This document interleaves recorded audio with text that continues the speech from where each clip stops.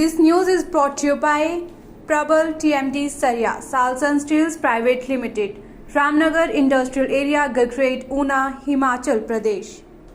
प्रदेश में बीते दिनों आई आपदा के दौरान नदियों में खनन को लेकर चर्चाओं का बाजार गर्म हुआ। इसके बाद क्रशर चलने पर भी रोक लगा दी गई, मगर अब प्रदेश सरकार एक बार फिर राज्य सरकार क्रशर चलने की अनुमति दे सकती है और आने वाले 1 से 2 दिनों में इसका फैसला हो सकता है। इस बारे में जानकारी देते हुए हर्षवर्धन चौहान ने बताया कि मामले को लेकर बनाई गई सब कमेटी ने मुख्यमंत्री को अपनी रिपोर्ट सौंप दी और मुख्यमंत्री 1 से 2 दिनों में इस पर फैसला भी ले लेंगे। उद्योग मंत्री हर्षवर्धन चौहान ने कहा कि आपदा के दौरान नदियों के आसपास भयंकर नुकसान हुआ और कुछ लोगों का मानना था कि आपदा के लिए खनन भी जिम्मेदार है, जिसके बाद प्रदेश सरकार ने फैसला लेते हुए खनन पर निगरानी रखते हुए क्रशर बंद करने का फैसला लिया था। उन्होंने कहा कि इसको लेकर सरकार ने सब कमेटी का गठन भी किया था, जिसने मुख्यमंत्री को अपनी रिपोर्ट सौंप दी है। उन्होंने कहा कि क्रशर बंद होने से प्रदेश में निर्माण कार्यों को नुकसान पहुंच रहा है। इसको लेकर लोक निर्माण मंत्री विक्रमादित्य सिंह ने भी आग्रह किया था कि सड़कों के निर्माण के लिए रोड की कमी आ रही है, ऐसे में क्रशर खोलने की ज़रूरत है। नहीं, जो आपकी बात जो है, जैसे बलरघ पार जो है हिमाचल प्रदेश का एक बहुत प्रेस्टिजियस प्रोजेक्ट है और प्रधानमंत्री जी ने इसकी फाउंडेशन स्टोन ले की हुई है और हम बहुत तेज़ी से इसको विकसित कर रहे हैं। एक्सटर्नल जो इंफ्रास्ट्रक्चर है, रोड्स है, वाटर सप्लाई की है और बिजली की सप्लाई है, उसके लिए हमने टेंडर फ्लोट करके काम शुरू कर दिया है। अब जो अंदर का जो काम करेगा, जो हमारा स्ट्रेटेजिक पार्टनर होगा जिसकी हम तलाश कर रहे हैं, वो लगभग 1000 करोड़ रुपए लगा करके उसकी जो अंदर की पार्क के अंदर को डेवलप करेगा। अब उसमें सबसे बड़ा चैलेंज हमको ये है कि जो आपकी बात ठीक है कि इसका जो सॉलिड एफिलेंट होगा, सॉलिड वेस्ट होगा और जो लिक्विड डिस्चार्ज होगा, एफिलेंट होगा, वो बहुत पॉइजनस और बहुत वो डेंजरस टाइप का होगा और इसको ट्रीट करना, इसको किस तरह से हम उसको करेंगे, ये एक बहुत बड़ा चैलेंज है, क्योंकि इसमें वही व्यक्ति कर सकता है जिसको इसमें एक्सपीरियंस हो। और जिस तरह से आप गुजरात और आंध्र प्रदेश की बात करें, सो तो इंडिया में सिर्फ बलरघ पार्क एक ही है, वो विशाखापट्टनम में है और उसका जो लिक्विड डिस्चार्ज है उसको ट्रीट करके वो सी में 5 किलोमीटर लाइन ले जा करके सी में उसको कर रहे हैं। मगर जब सी में भी डालते हैं, जो एफिलेंट लिक्विड एफिलेंट डालते हैं, वो उसको ट्रीट करके डालते हैं। हम हिमाचल प्रदेश में जो लिक्विड एफिलेंट है, हम ऐसा प्लांट लगाएंगे, ऐसी ट्रीटमेंट करेंगे कि हमारा जो डिस्चार्ज है, लिक्विड डिस्चार्ज ज़ीरो होगा। हम इस बलरघ पार से लिक्विड डिस्चार्ज हम करेंगे ही नहीं है। जो सॉलिड वेस्ट होगा, सॉलिड होगा, क्योंकि हम जो रॉ मटेरियल लाएंगे, रॉ मटेरियल चाइना से आएगा या बाहर के देशों से आएगा। इंडिया में रॉ मटेरियल इसका बहुत कम मिलता है, क्योंकि बलरघ पार से इसलिए बनाया गया क्योंकि कोरोना के दौरान इंडिया में जो मेडिसिन्स की शॉर्टेज पड़ गई थी और मेडिसिन्स को बनाने के लिए जो रॉ मटेरियल है वो चाइना से ही आता था। प्रधानमंत्री जी की सोच थी कि भी हम इंडिया में जो है इसका जो रॉ मटेरियल है दवाइयों का, वो इंडिया में बलरघ पार्क के माध्यम से उसको बनाया जाएगा। अब इसमें ये मान के चलो आपकी जो हमारा रॉ मटेरियल आएगा वो राउंड अबाउट 50 to 60% वो जो है वो वेस्ट होगा।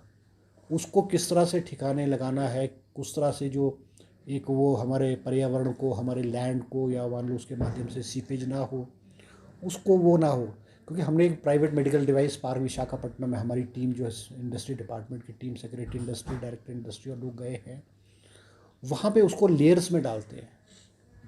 प्लास्टिक की शीट होगी, उसको डालेंगे, थ्री टायर वो शीट होगी, उसमें रैप करके उसको जो है ना फेजेस में उसको डालते हैं, उसको ट्रीट करके डालते हैं।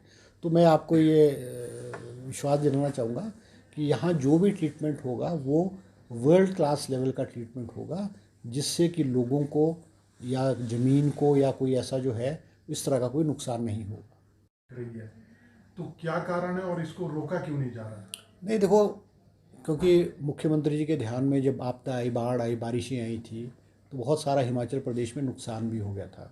कुछ लोगों का मानना था कि माइनिंग की वजह से जो है ये नुकसान हुआ है। ठीक है, माइनिंग की वजह से भी थोड़ा बहुत नुकसान होता है, ये बात नहीं है, मगर मुख्यमंत्री जी ने फिर आपदा राहत कोष में जो है डिज़ास्टर मैनेजमेंट में जो है क्रशर्स को बंद कर दिया गया था और उन्होंने एक कमेटी फॉर्म की है कि वो जो है इन जो क्रशर्स है इस पे और माइंस हैं इनको किस तरह से रेगुलेट किया दिया है, किस तरह से इसको चेक किया जाए, वो इन्होंने कमेटी फॉर्म की है।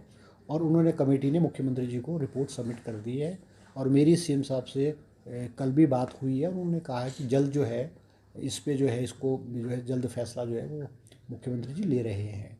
ये बात आपकी ठीक है कि क्रशर बंद होने की वजह से कुछ ज़िलों में, विशेष करके कांगड़ा ज़िले में और कुल्लू और मंडी में जो है वो रेट्स बढ़े हैं।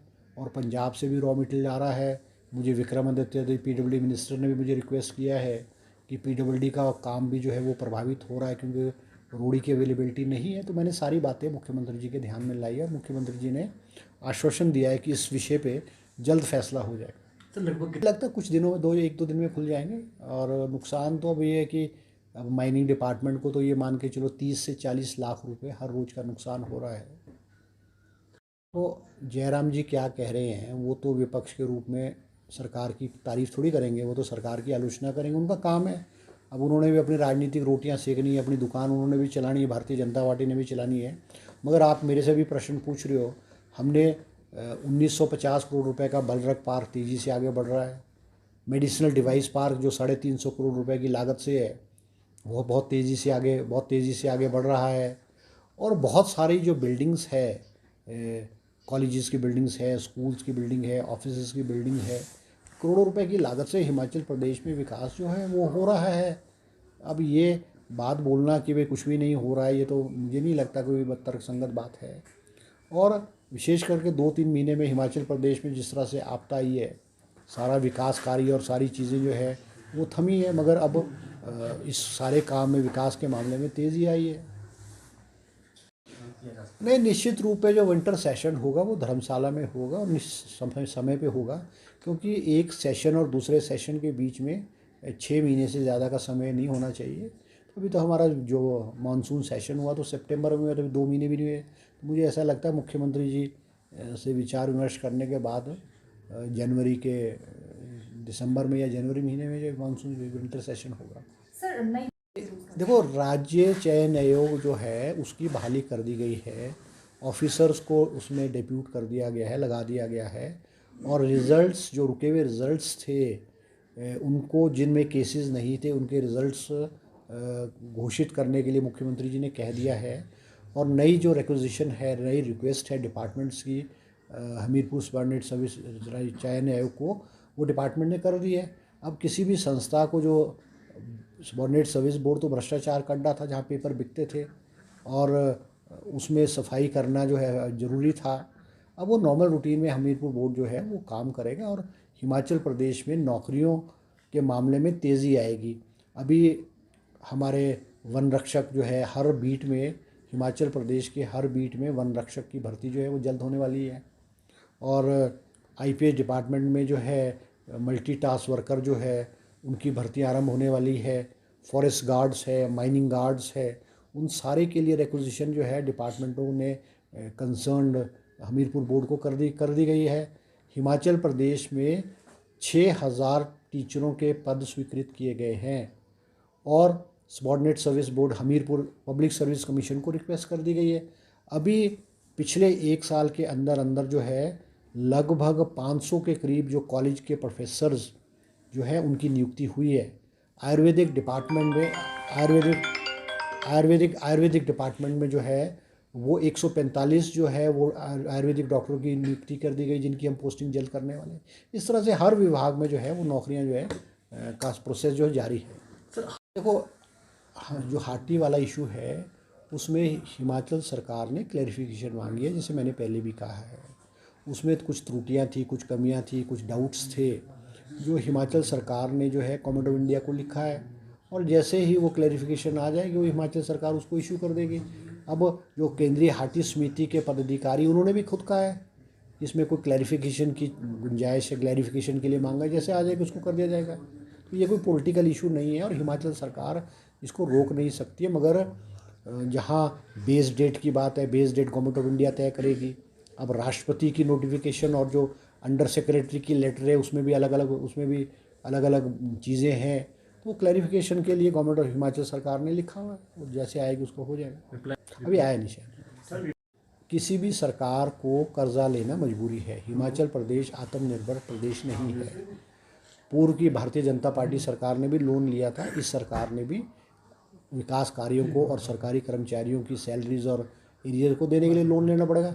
अब चहेतों को पैसा थोड़ी बांटा जा सकता है। जो पैसा लोन के माध्यम से लिया जाएगा वो तो फाइनेंस डिपार्टमेंट सेंक्शन करता है, फाइनेंस डिपार्टमेंट का भी एक प्रोसेस है।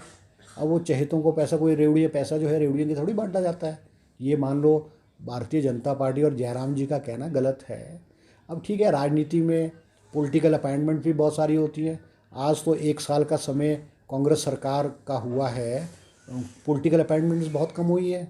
आज जो है चेयरमैन वाइस चेयरमैन के रूप में मेरे ख्याल हिमाचल प्रदेश में आधा दर्जन लोग भी नहीं है, और मुख्यमंत्री के ऑफिस में जो ओएसडीज और पॉलिटिकल सेक्रेटरीज है 5-6 लोगों को लगाए गए हैं। तो ये तो किसी भी पॉलिटिकल प्रोसेस में जो है वो राजनीतिक मजबूरियां होती है, काम चलाने के लिए सरकार करती है।